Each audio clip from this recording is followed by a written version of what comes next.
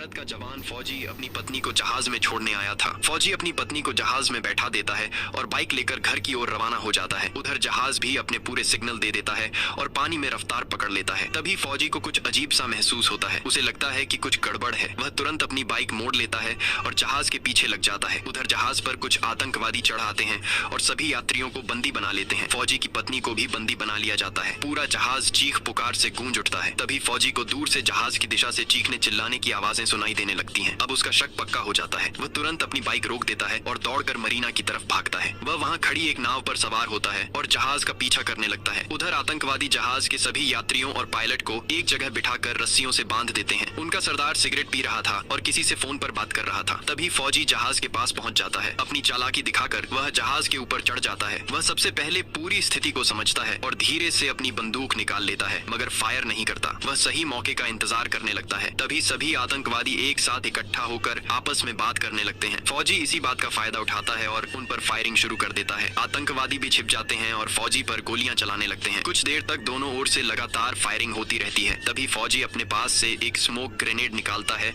और आतंकवादियों की तरफ फेंक देता है। गाढ़े धुएं से आतंकवादियों को कुछ दिखाई नहीं देता। इसी मौके का फायदा उठाकर फौजी आगे बढ़ता है और एक एक करके सभी आतंकवादियों को मार गिराता है। वह सभी यात्रियों की जान बचा लेता है। जहाज पर खड़े सभी लोग फौजी की बहादुरी देखकर ताली बजाने लगते हैं, लेकिन फिर भी किसी ने फौजी के लिए एक लाइक या सब्सक्राइब नहीं किया।